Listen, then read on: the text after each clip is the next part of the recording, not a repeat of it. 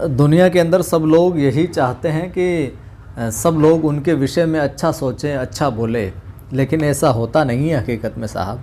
दुनिया को आपके विषय में जो बोलना है, जो सोचना है, वो वही सोचेगी, वही बोलेगी। अब आपको क्या करना है ये आप जानो। तो अपने चुपचाप अपने काम में लगे रहो। आप प्रयास करो बेहतर से बेहतर करने का, समाज के अंदर कुछ अच्छा करने का। अब लोग आपके विषय में क्या सोचते हैं ये उन पर छोड़ दो साहब। अपनी ऊर्जा, अपनी एनर्जी, वो क्या कहते हैं इस बात पर न लगाओ। अपनी ऊर्जा, अपनी जो समय है इस बात पर लगाओ कि मैं कुछ अच्छा कैसे है जो कर सकूं, कुछ अच्छा समाज को कैसे दे सकूं। नमस्कार, जय हिंद, स्वागत करता हूं आपका। मैं हूं आपका दोस्त कवि आदि गणेश। खून का टीका यादवेंद्र शर्मा चंद्र, इस बिंदु से जो कुछ महत्वपूर्ण सवाल मुझे लगते हैं कि ये पूछे जा सकते हैं वो मैं यहाँ पर आपको करवाने का प्रयास कर रहा हूँ। अच्छा लगे तो फिर लाइक शेयर करते रहिए। लाइक कर दें, सभी मित्रों को शेयर कर दें, साझा कर दें, ताकि वो भी लाभ ले सके। 1-2 दिन बचे हैं परीक्षा में, और पहली बार देख रहे हो सब्सक्राइब कर बेल आइकन क्लिक कर लें ताकि हर वीडियो की सूचना आपको मिलते रहे। चलिए प्रारंभ करते हैं पहले सवाल से। पहला सवाल परिचय से देख लेते हैं। यादवेंद्र शर्मा चंद्र, नया बिंदु जुड़ा है तो हो सकता है सीधा सीधा इनके परिचय से ही सवाल पूछ ले। यादवेंद्र शर्मा चंद्र का जन्म कब और कहाँ? तो 1932 के अंदर बीकानेर में। विशेष तौर से राजस्थान से संबंध रखते हैं तो ज़रूर ध्यान में रखिएगा। 1932 बीकानेर में। उपन्यासों की हम बात करें इनकी तो ज़रूर ध्यान में रखना। नया बिंदु इसलिए ज़रूर पूछा जा सकता है इनका साहित्य इतिहास की दृष्टि से भी ये सवाल।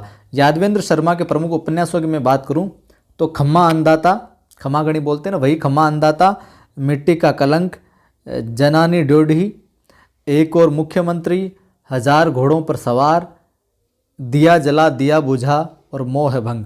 यहाँ पर आप एक और मुख्यमंत्री, 1000 घोड़ों पर सवार, खम्मा अंदाता, दिया बुझा, दिया जला, ये ज़रूर इतने तो याद, हालांकि सब याद रखना है ज़रूर, लेकिन ये याद रखना थोड़ा आवश्यक है। ये सवाल है जो कई बार पूछा गया है, ये उपन्यास जो है। आगे हम बात करें प्रमुख नाटकों की, ठीक है। अब नाटकों की बात करते हैं। नाटक विधा के अंदर तो इन्होंने लिखा ताश का घर, महाराजा, शेख चिल्ली, मैं अश्वत्थामा, 4 अजूबे, आखिरी पड़ाव, महाबली, बर्बरिक और जिमूत वाहन। ये सारे के सारे देखिए, इनमें शेख चिल्ली कई बार पूछा गया है, जिमूत वाहन भी को लेकर भी सवाल बनाया गया है, और आखिरी पड़ाव को लेकर, और मैं अश्वत्थामा। इतने जो नाटक हैं इनके नाम तो आपको अवश्य याद होने चाहिए। किसके हैं? यादवेंद्र शर्मा साहब के। चलिए अगला सवाल की बात करूं मैं तो तेरा मेरा उसका सच और आंखें सब देखती है, ये पुस्तक किसकी? यादवेंद्र शर्मा चंद्र की। ये कृतियाँ भी इन्हीं के, तेरा मेरा उसका सच और आंखें सब देखती है साहब। अगले सवाल की मैं बात करूं तो यादवेंद्र शर्मा चंद्र को किस पर साहित्य अकादमी पुरस्कार मिला? तो इनकी गुड़जी गाथा पर इनको है जो क्या मिला था? साहित्य अकादमी है जो पुरस्कार मिला था। ये भी आप ध्यान में रख ही लीजिएगा साहब।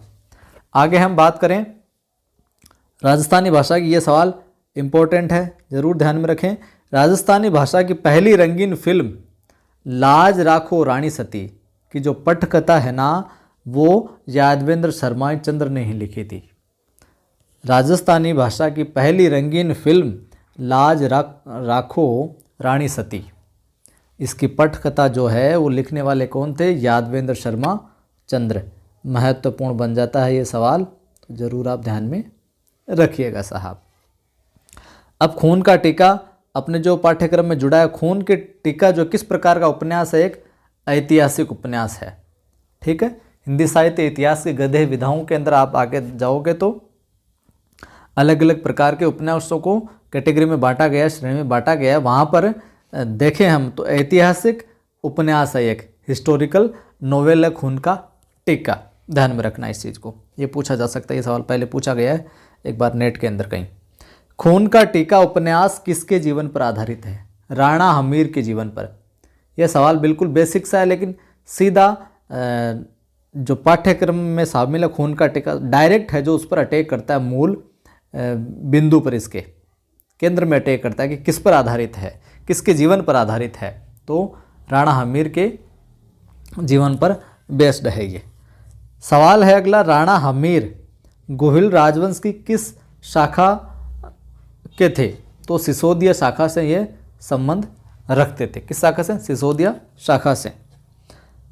हमीर के पिता का क्या नाम था? अरी सिंह या अरसी? ध्यान में रखना, अरी सिंह भी आ सकता है विकल्प के अंदर, अगर हमीर के पिता का नाम आए तो अरी सिंह भी आ सकता है। अरी सिंह न देकर अरसी दे दे तो भी आपको कंफ्यूज नहीं होना है, ये दोनों नाम इन्हीं के हैं, अरसी या अरी सिंह। शेरा और मेरा कौन थे? शेरा और मेरा की पूछ ले कि कौन थे ये, तो ये हमीर के सेवक व योद्धा थे, हमीर के सेवक थे ये शेरा और मेरा। लाखा के ज्येष्ठ पुत्र का क्या नाम था? लाखा के ज्येष्ठ पुत्र का नाम था अरसी या अरी सिंह। क्या नाम था? अरसी या अरी सिंह। अगला सवाल है यहाँ पर, बरवड़ी कौन थी? बरवड़ी पूछा जा सकता है ये शब्द देकर। तो चारण कुल में उत्पन्न तेजस्वी स्त्री जो हमीर की पथ प्रदर्शिका थी, गाइडर थी। ठीक है, ध्यान में रखना। खून का टीका उपन्यास में मेवाड़ के कुलदेवता के रूप में किसे बताया गया है? एकलिंग नाथ जी को। किसको? एकलिंग नाथ जी को बताया गया है। लक्ष्मण सिंह लाखा कौन था? राणा रतन सिंह का सामंत। राणा रतन सिंह का सामंत था लक्ष्मण सिंह लाखा। सबसे पहले ध्यान में रखना इस सवाल को, सबसे पहले राजमुकुट मैं पहनूंगा ये आग्रह किसने किया? अरसी सिंह ने। इंपॉर्टेंट सवाल है ये। सबसे पहले राजमुकुट मैं पहनूंगा ये आग्रह किसने किया? अरसी सिंह ने किया। अगले सवाल की तरफ मैं बढ़ूं तो कि देवी ने मुझे के यहाँ पर अंडरलाइन की हुई है, रेखांकित किया हुआ इसको। देवी ने मुझे स्वप्न में कहा है कि मैं राजबलि चाहती हूँ। इस कथन में मुझे कौन है? तो मुझे कौन है यहाँ पर? लाखा। कि देवी ने मुझे स्वप्न में कहा, मुझे यानी किसको? लाखा को। हमीर किसका पुत्र था? अरसी और ग्रामबाला का। हमीर किसका पुत्र था? अरसी और ग्रामबाला का। अजय सिंह की बात आ जाए ये पात्रों में, अजय सिंह कौन था? तो लाखा का दूसरा पुत्र। अजय सिंह कौन था? लाखा का दूसरा पुत्र। अगला सवाल है, अजीत सिंह और सुजान सिंह किसके पुत्र थे? अजय सिंह के। अजीत सिंह और सुजान सिंह किसके पुत्र थे? अजय सिंह के। सवाल अगला बहुत अच्छा सवाल है कि मैं अपने पूर्वजों का गिन गिन कर बदला लूँगा। मैं अपने पूर्वजों का गिन गिन कर बदला लूँगा, मैं चित्तौड़ को मुक्त कराकर ही दम लूँगा। ये कथन किसका है? हमीर का। किसका कथन है? हमीर का। अजय सिंह हमीर के क्या थे? चाचा। ठीक। आप चिंता न कीजिए काका, मैं स्वदेशानुराग का महामंत्र देकर, मतलब स्वदेश के प्रति अनुराग प्रेम का मंत्र देकर अपनी जन्मभूमि के बंधनों को काट दूंगा। ये किसका कथन है? हमीर का। और किसको कह रहा है? काका। आप चिंता न कीजिए काका, मैं स्वदेशानुराग का महामंत्र देकर अपने जन्मभूमि के बंधनों को काट दूंगा, हमीर कहता है। जिस समय वो कहता है कि मैं धारण करूंगा। समय की प्रतीक्षा में अवसर चले जाते हैं। किसका कथन है? हमीर का। बहुत अच्छा कथन है कि समय की प्रतीक्षा में अवसर चले जाते हैं। आप इस बात से मोटिवेशन भी ले सकते हैं कि समय की प्रतीक्षा करते रहेंगे, अच्छे समय की, कल से पढ़ेंगे, अच्छा समय आएगा तब शुरुआत करेंगे। तो समय की प्रतीक्षा में जो आपके समक्ष उपस्थित जो भी अवसर है, मौका है, ये चले जाते हैं। लिख लीजिएगा इस लाइन को कहीं, और बार बार खोपड़ी में जब भी निराशा आए, जब भी डिमोटिवेशन फील हो आपको कि यार ज़िंदगी में कुछ नहीं होता, फिर वापस पढ़ना इसको। जब भी चुपचाप बैठो ना कि यार अब कुछ नहीं हो रहा, तो समय की प्रतीक्षा में अवसर चले जाते हैं। ध्यान में रखना।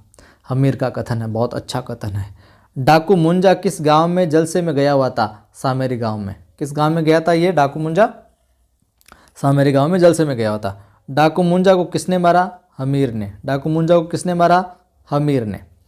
चित्तौड़ का राणा घोषित होने पर कौन सी रस्म अदा करनी होती थी? टीका दौड़ रस्म। इंपॉर्टेंट सवाल, ध्यान में रखना। वैसे तो इस खून का टीका से बहुत सारे सवाल बन सकते हैं, पर जो बेसिक से जो मोटा मोट सवाल बन सकते हैं वो यहाँ पर शामिल किए हैं। तो ये जरूर ध्यान में रखना, चित्तौड़ का जो राणा घोषित होने पर कौन सी रस्म अदा करनी होती थी? टीका दौड़ रस्म। असंभव और नहीं शब्द में मुझे श्रद्धा और विश्वास दोनों नहीं है। किसका कथन है? हमीर का। कि असंभव, बहुत ये भी प्रेरक कथन है और अच्छा कथन है कि असंभव और नहीं शब्द में मुझे श्रद्धा और विश्वास दोनों ही नहीं है। कौन कहता है? हमीर कहता है। अगला कथन देखिए, राणा जी इस दुर्ग को हम इस तरह महीनों ही नहीं जीत पाएंगे। ये किसका कथन है? पवन सिंह का। पवन सिंह कहता है कि राणा जी इस तरह तो हम इस दुर्ग को महीनों तक ये जो नहीं जीत पाएंगे। ध्यान में रखना इस कथन को भी। अगला सवाल है, सैन्य शक्ति के अभाव में हमें ऐसे तरीके अपनाने चाहिए जो अधिक से अधिक रक्तपात और हिंसा से दूर हो। ये कथन किसका है? अजय सिंह का। अजय सिंह कहता है कि सैन्य शक्ति हमें हमारी उतनी नहीं है, तो इसके अभाव में हमें ऐसे तरीकों को अपनाना चाहिए जो अधिक से अधिक रक्तपात और हिंसा से दूर हो। मतलब रक्तपात भी नहीं हो, हिंसा वगैरह भी नहीं हो, उस तरह के उपाय को ढूंढो। कौन कहता है? अजय सिंह। आपने ये पढ़ा होगा तो आपके समक्ष, आपकी स्मृति में आया होगा यह कथन। मालदेव का कूटनीतिक कामदार कौन था? मोजीराम मेहता। कौन था कूटनीतिक कामदार? मोजीराम मेहता। सवाल है, खून का टीका उपन्यास में अहिंसावादी की झलक किस में दिखती है? अजय सिंह में। अजय सिंह एक तरीके से यूँ समझिए कि अहिंसावादी आदमी है। अहिंसावादी नाम का कहीं जिक्र आ जाए, अहिंसावादी आदमी की बात आ जाए खून का टीका के संदर्भ में, तो वो कौन था? अजय सिंह था आदमी। सवाल है, विधवा माँ और हमीर ने एक युग किस गांव में व्यतीत किया था? उनवा ग्राम में। ध्यान में रखना इस चीज़ को भी।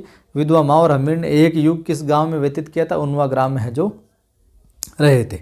सवाल है, युद्ध की ओर से कभी भी उदासी न रहो। युद्ध की ओर से कभी उदास न रहो, वीरों के लिए युद्ध न करने का विचार ही मृत्यु है। यह कथन किसका? अनग सिंह का। अनग सिंह कहता है वीरों के लिए युद्ध न करने का कि यार मुझसे युद्ध नहीं होगा, ये विचार ही है जो मृत्यु के समान है। अनग सिंह। ठीक है। अगला सवाल है, असहयोग आंदोलन और छापेमारी का युद्ध स्वतंत्रता के लिए सबसे बड़े सहायक सिद्ध हुए। ये कथन किसका है? अजय सिंह का। अजय सिंह कहता है कि असहयोग आंदोलन और छापेमारी का युद्ध स्वतंत्रता के लिए सबसे बड़े सहायक सिद्ध हुए हैं। कथन किसका है? अजय सिंह का।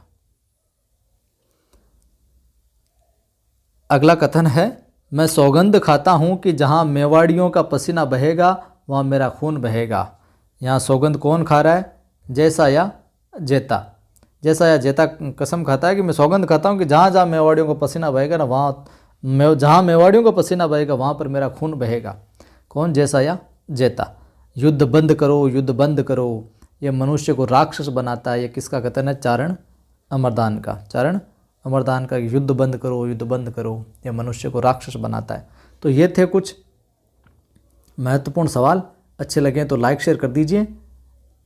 पहली बार देख रहे हैं सब्सक्राइब कर बेल आइकन क्लिक कर लो। टेलीग्राम चैनल का लिंक डिस्क्रिप्शन में मिल जाएगा आपको। कवि आदि गणेश हिंदी नाम से टेलीग्राम चैनल, जिस पर 9200 से अधिक साथी जुड़ चुके हैं, ज्वाइन कीजिए। वहाँ पर भी सवाल सूचना में डालता रहता हूँ। देखिए मेरा प्रयास है आपका अच्छे से रिवीजन हो जाए और कुछ ऐसे सवाल वन लाइनर रूप में आपके समक्ष प्रस्तुत करूँ कि जहाँ से प्रश्न आने की ज़्यादा संभावना हो, और आपका पहले से पढ़ा हुआ है तो इन चीज़ों को पढ़ोगे तो अच्छे से जो वो चीज़ रिकॉल हो जाएगी, आप दिमाग में वापस है जो सारी चीज़ें आ जाएगी। फिर मिलता हूँ।